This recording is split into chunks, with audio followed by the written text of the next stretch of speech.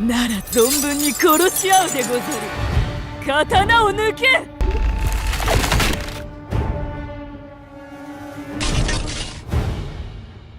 殺したくはないけど、みんなを守るためにはやらなければならない。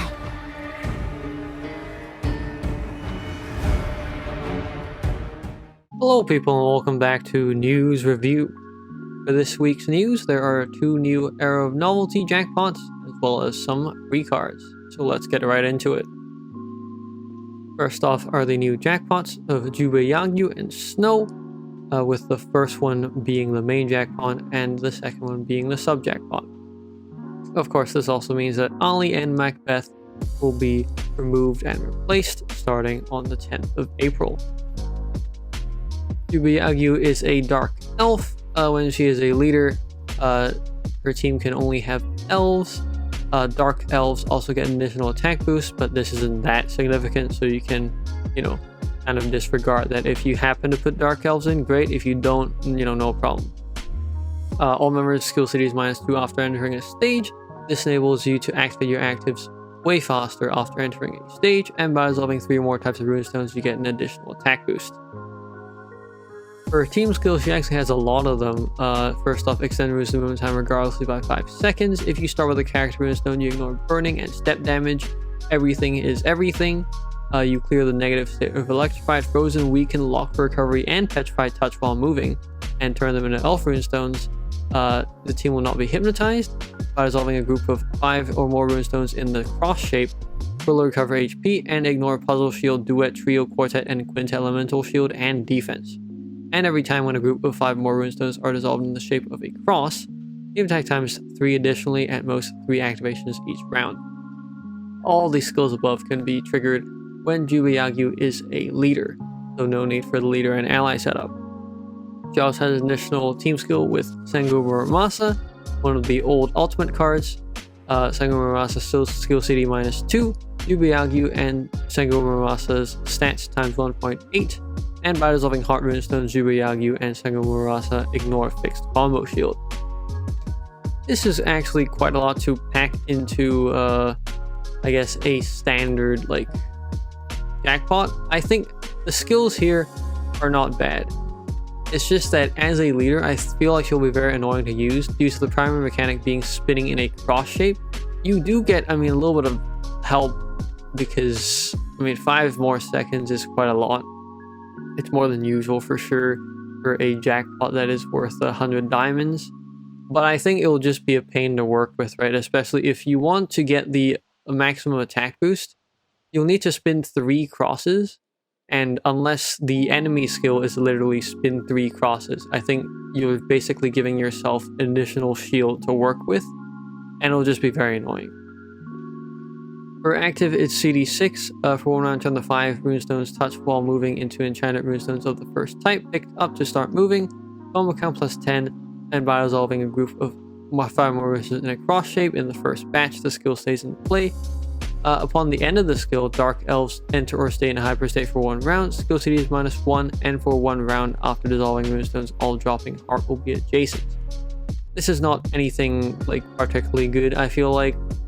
You can't really use this in any other team. You could use this in any other team, but once again, the cross shape is going to hinder you a lot because you need to do that in order to sustain this. +10 combos is fine.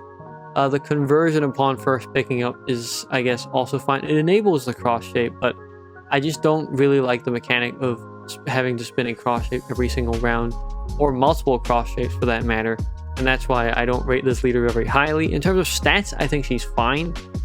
If you want a elf leader and you don't have dodgy or something, then if you don't mind having to spin cross shapes every round, you can go for it. But I think it's just going to be very annoying, so that's why I don't rate her that highly. Moving on to the sub-jackpot Snow. Snow is a water human. As a leader, it's nothing special. For the team skill, it's also kind of nothing special. It's kind of a pseudo speed leader kind of deal where your bottom row turns into water and light enchanted runestones at the end of each round.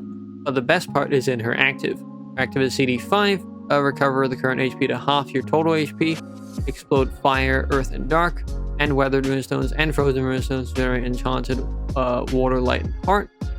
For 1 round, ignore burning. The character's attack times 5. 10% of the character's attack damage dealt to enemies will be converted to HP. And the most important part, if the leader is a human, elf, or demon, damage received from scorching areas minus 100%. I've been looking for a card like this for so long, just because there actually has not been a true human card that can ignore scorching areas. So the cards that can ignore scorching areas in general are few and far between. First off, you have the Battle Pass card of whoever this is, but it's an elf. It only triggers when the leader is an elf. Then you have Milton, who only triggers when the leader is a beast or a dragon.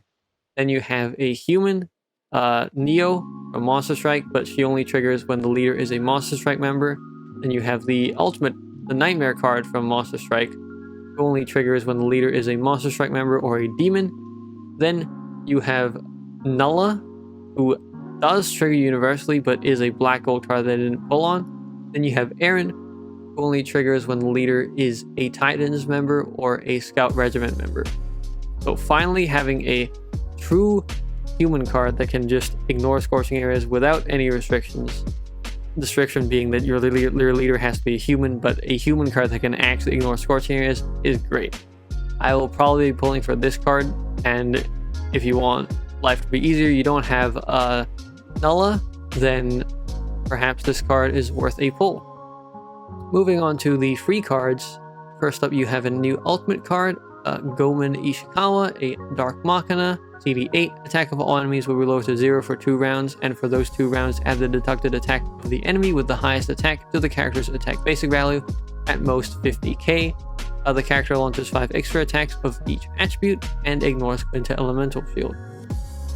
This card is okay, but even within Dark Machinas, he has competition where Machina that launch Quintet attacks. There's Lionel, Bronze Evolution, which is an arena card. You have the card from one of the Transmigrations. So even within Dark Machina, like, there have already been cards before him that can do the same thing. But if you didn't grab those cards, go ahead and get Gomen Ishikawa. Finally, for the new cards, you have Hayate Hyajuki. I don't know how to pronounce these freaking names. A Light Elf, CD5. Tap 1 runestone, Southern runestone, and the adjacent runestones into enchanted light runestones. If a light runestone is tapped, or there is Jubei Yagyu in the team. Upon the first skill activation, the character's skill CD -5. And for remember, by dissolving a group of 5 more runestones in the shape of a cross, the character launches 3 extra attacks. This card seems to be just kind of a tech card, either for Jubei Yagyu or for solving like light cross-shaped shields. I don't think he'll be that useful, very niche. Get one just in case. Moving on to the celebration events, the one thing here is that there is a returning ultimate stage of Mechanical Keeper of Aros. This is a Warder Machina, gives you more combos. Get one of them just in case, as I said here. As I also said before, the new jackpots will be coming to the new seal. The old jackpots will be kicked out of the seal. There's going to be a new story chapter. There's going to be new side stories, of course. That is it for this week's news review. If you'd like to, please leave a like. If you have any questions, leave down in the comments below. And if you like in general, please subscribe, and I'll see you in the next video. See ya!